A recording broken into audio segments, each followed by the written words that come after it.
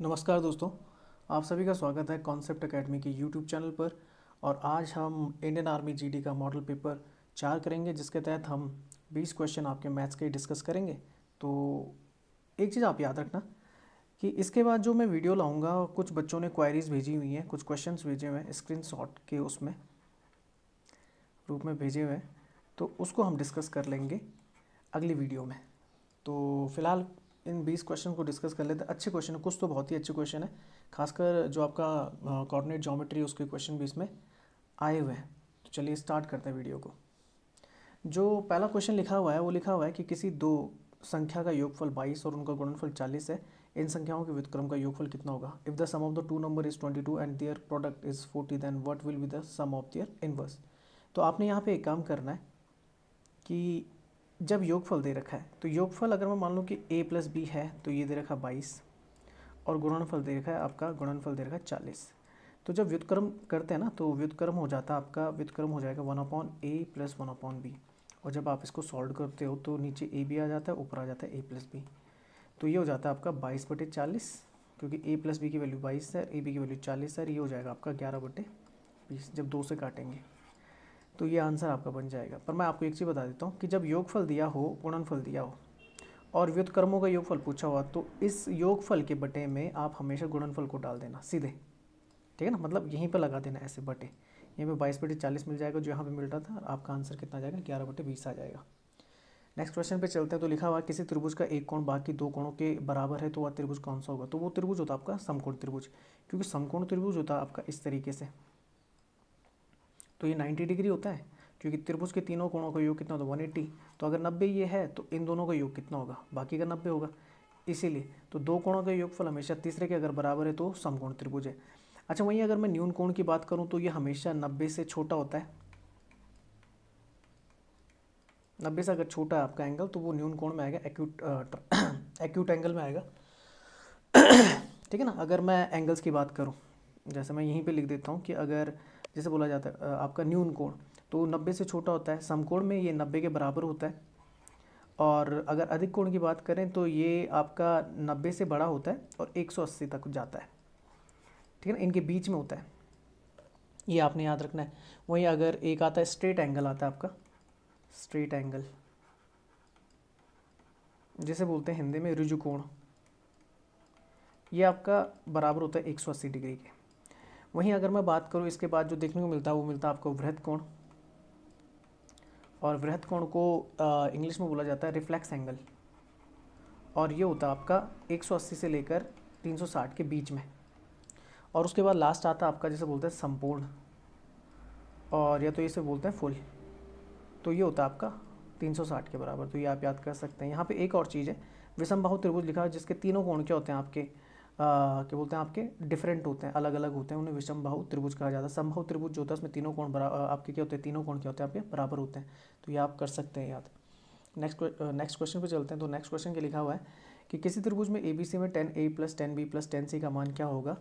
तो ट्राइंगल दे रखा है ABC, कैलकुलेट करना है 10A plus 10B plus 10C। अब ट्राइंगल का हमेशा याद रखना है कि तीनों कोण, अगर ट्राइंगल ये है, मान लो यहाँ पे एंगल A है, ये B है और ये C है, तो आप जानते हो ABC जो एंगल होगा उनका हमेशा टोटल कितना होगा? 180 डिग्री होगा।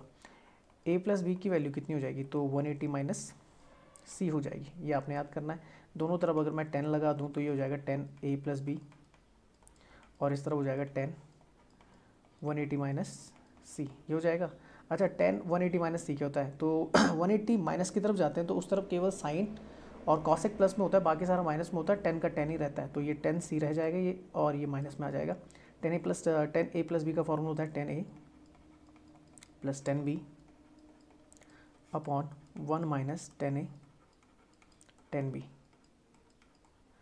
अच्छा, अगर यहाँ पर देखेंगे तो इसको मैं उधर इंटू कर लेता हूँ, तो 10A प्लस 10B, और अगर मैं इंटू करूँगा तो माइनस 10C की 1 के साथ करूँगा तो माइनस 10C हो जाएगा, और माइनस माइनस का फिर प्लस हो जाएगा, ये हो जाएगा 10A 10B 10C। Minus 10C को उधर ले जाता हूँ तो 10A plus 10B plus 10C, ये हो जाएगा आपका 10A 10B इंटू 10C। तो ये पूछा गया था कि आपका 10A plus 10B plus 10C किसके बराबर होता है? तो हमेशा 10A into 10b into 10c। कई बार ये क्वेश्चन पूछा गया, बहुत ही अच्छा क्वेश्चन है, इंपॉर्टेंट क्वेश्चन है, आप सीधे याद भी कर सकते हैं, ठीक है ना।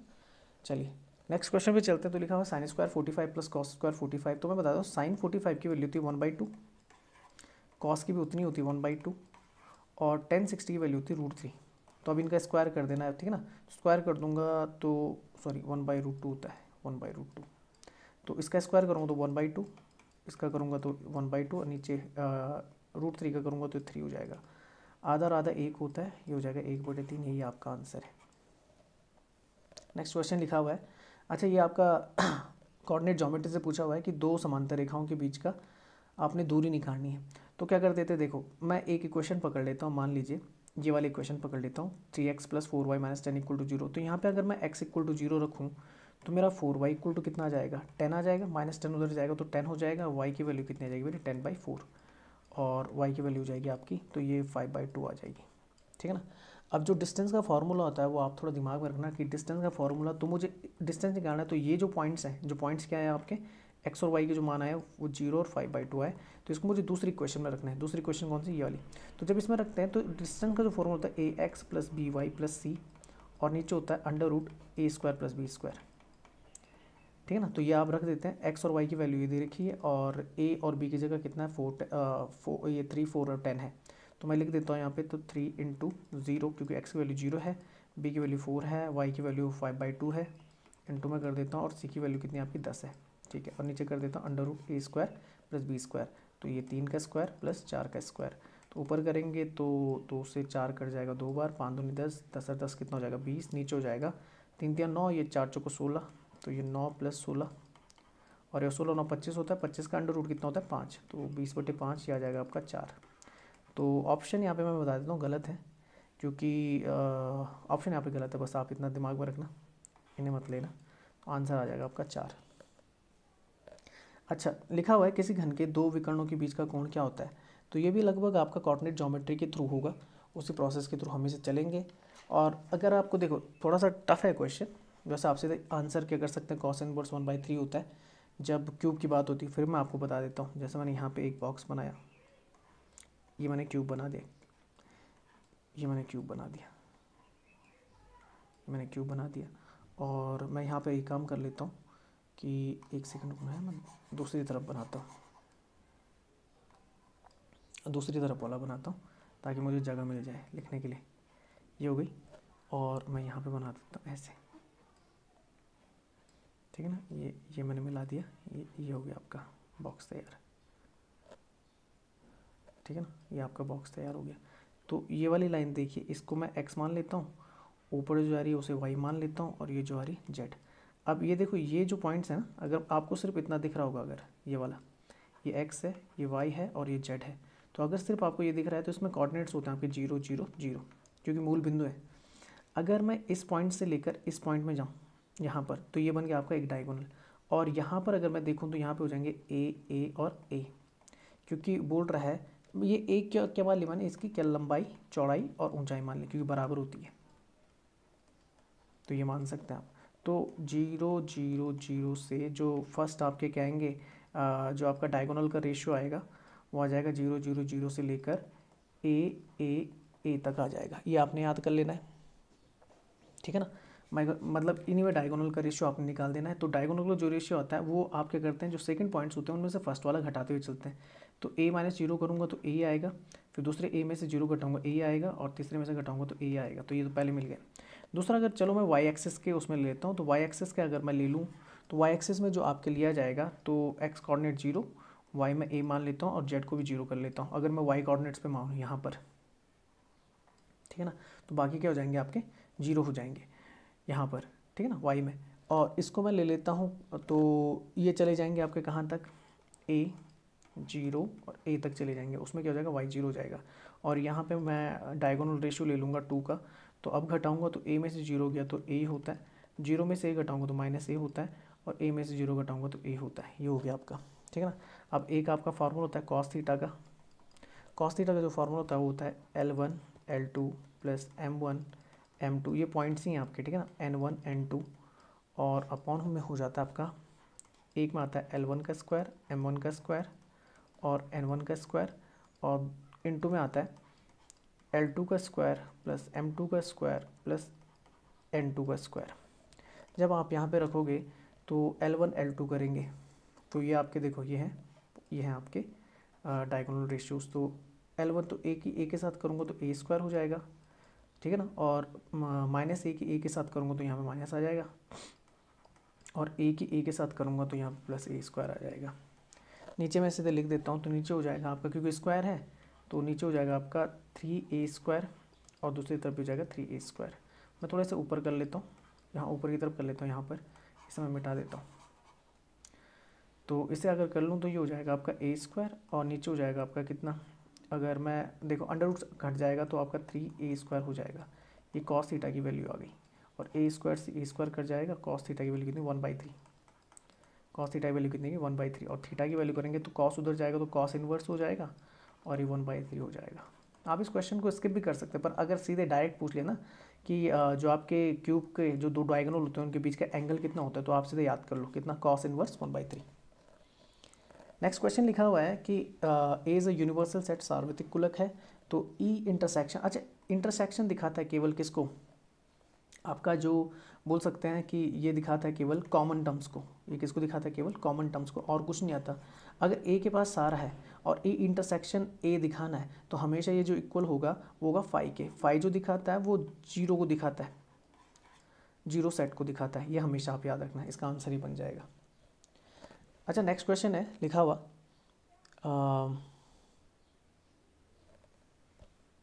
छूटा तो नहीं कुछ, सातवां क्वेश्चन, एक क्वेश्चन छूट गया, चलो मैं यहीं पे लिख देता हूँ। एक क्वेश्चन शायद से मैं लिखना भूल गया, सातवां क्वेश्चन था कि A union B intersection C बराबर एक्स है, तो एक्स की वैल्यू क्या हो सकती है, कई ऑप्शन दे रखे थे तो मैं बता देता हूँ। इसकी जो वैल्यू होती है ये होती है A union B intersection B union सी।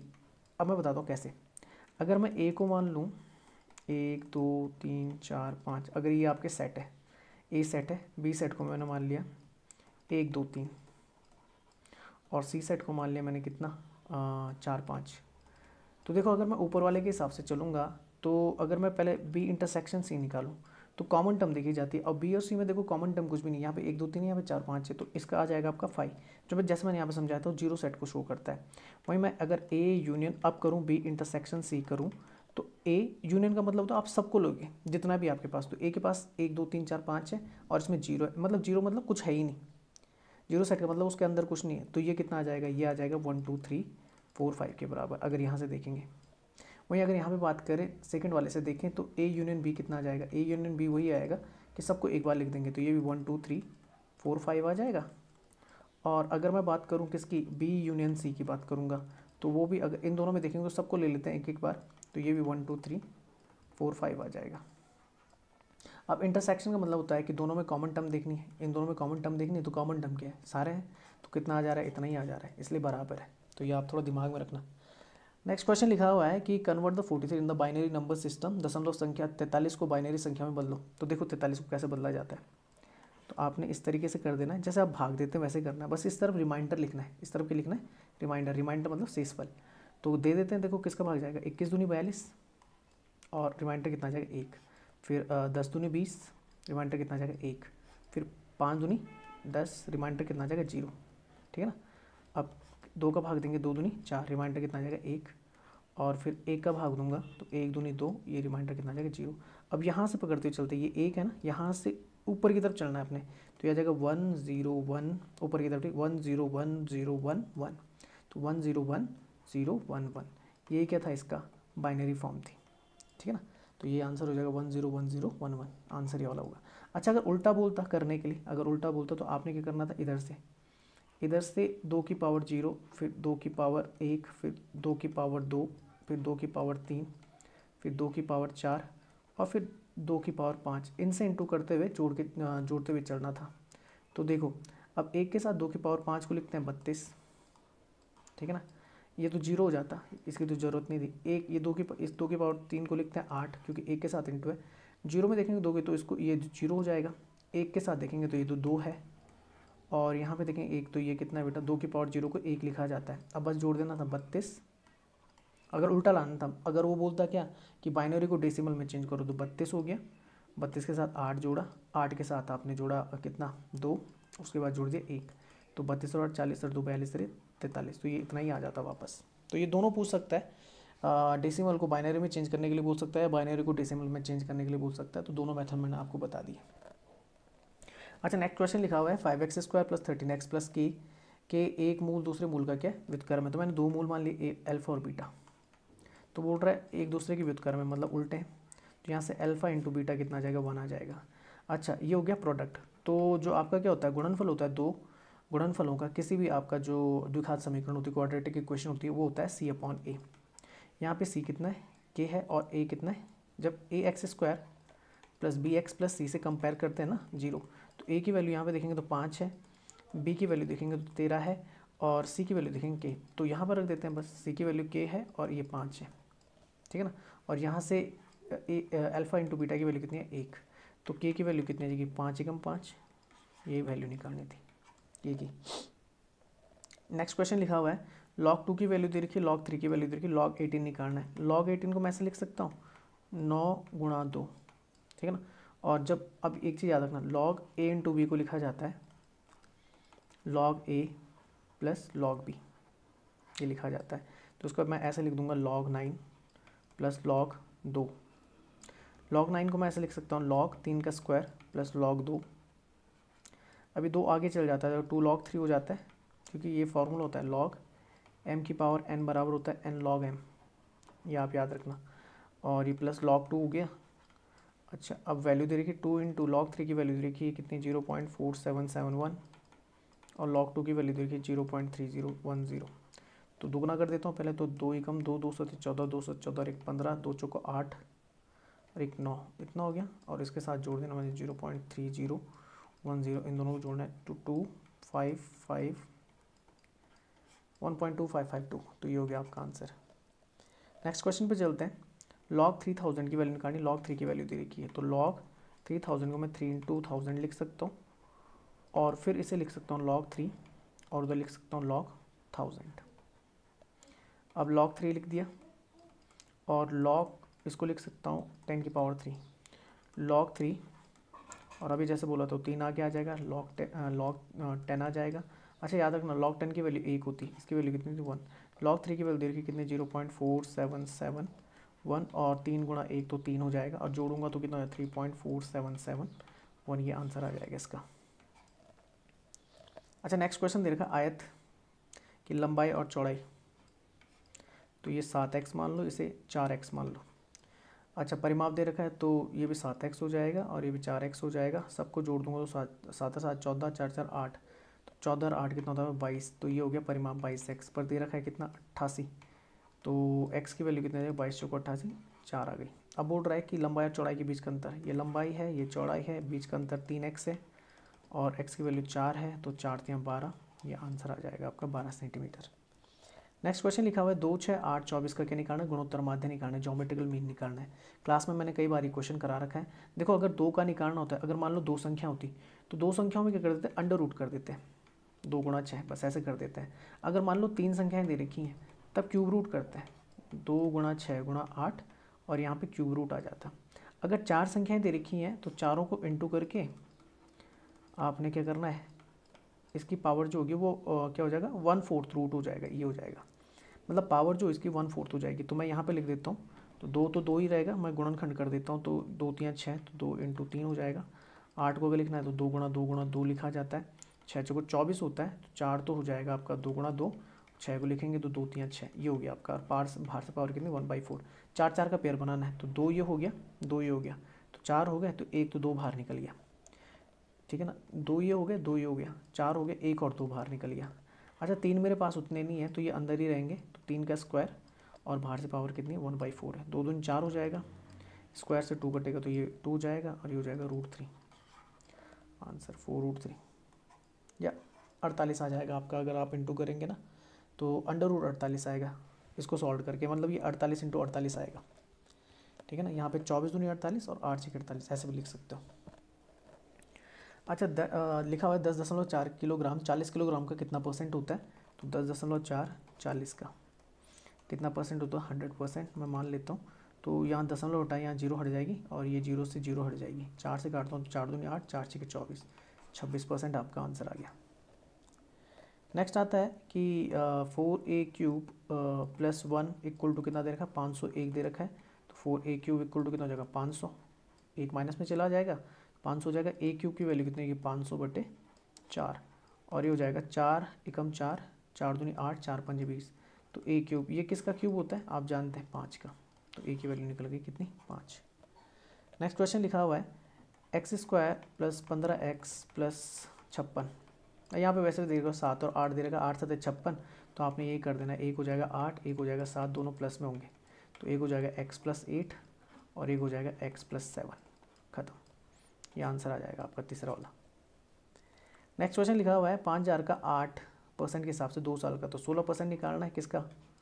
तो 16/100 हो जाएगा, इंटू 5000 करेंगे तो 2 0 से 2 0 कट गई, 16 पंजे 80, 800 रुपये आपका आंसर आ जाएगा। ये 16%, ही तो आसान क्वेश्चन था। नेक्स्ट लिखा हुआ है 2.5, एक आदमी 2.5 किलोमीटर चल रहा है 10 मिनट में। तो ठीक है भाई, किलोमीटर पर मिनट में है। तो ये दशमलव बताया मैंने, यहाँ 0 हो गया, 25 एकम 25, 25 चौको 100। तो ये हो गया 1/4 किलोमीटर पर मिनट। और बोल रहा है किलोमीटर पर आवर में निकालो। तो देखो मिनट को अगर आवर में बदलूँगा तो 1/4 है, और मिनट को अगर मैं आवर में बदलूँगा तो 1/60 हो जाएगा। और वो जो 60 है ना, जैसे मैं यहाँ पे लिख देता हूँ, किलोमीटर हो गया और नीचे इसको लिखूँगा तो 1/60 हो जाएगा, और ये हो जाएगा आपका आवर में। अब 60 बटे के बटे में ऊपर जाएगा तो कितना हो जाएगा, 60/4, और ये हो जाएगा किलोमीटर पर आवर। तो काट देता हूँ तो 15 चौको 60, 15 किलोमीटर पर आवर स्पीड आ जाएगी। लास्ट क्वेश्चन देख लेते हैं फटाफट। तो देख लीजिए, ये आपके जो है इसको बोला जाता है आपका वर्टिकल अपोजिट एंगल्स बोला जाता है। ये थोड़ा याद रखना कि अपोजिट एंगल है तो ये आपस में बराबर होंगे। मतलब 72 किसके बराबर होगा, x + 35 के बराबर होगा, और x की वैल्यू निकालनी तो 72 - 35 हो जाएगा, और ये आ जाएगा आपका आंसर कितना, 37। ये आंसर आ गया आपका, ठीक है ना। तो आज की वीडियो यहीं तक रखते हैं। अगर आपने हमारे चैनल को सब्सक्राइब नहीं किया है तो आप यूट्यूब पर उसे सब्सक्राइब कर सकते हैं। टेलीग्राम पे मैं जो वीडियो बनाता हूँ उसकी PDF आपको सेंड कर सकता हूँ, तो आप टेलीग्राम भी ज्वाइन कर सकते हैं। आप हमें फेसबुक पे भी लाइक कर सकते हैं। टेलीग्राम पे हमारे पेज का नाम यही है, कॉन्सेप्ट एकेडमी के नाम से। आप हमें फेसबुक पे भी लाइक कर सकते हैं, हम इंस्टाग्राम पर भी, आप वहाँ पर भी हमें क्या कर सकते हैं, फॉलो कर सकते हैं। तो आज की वीडियो यहीं तक रखते हैं, मिलते हैं फिर नेक्स्ट वीडियो के साथ। और उस वीडियो में जो जितनी क्वारीज अब तक जितने भी बच्चों ने आर्मी के जो रिक्रूट्स के लिए जिन्होंने वो फॉर्म भरा है, क्योंकि पेपर 28 को चला गया, तो वो अपने डाउट्स भेजते रहे। काफ़ी डाउट्स मुझे मिल चुके हैं, तो नेक्स्ट जो वीडियो मैं बनाऊँगा उन्हीं डाउट्स से रिलेटेड बनाऊँगा। तब तक के लिए आप सभी का धन्यवाद।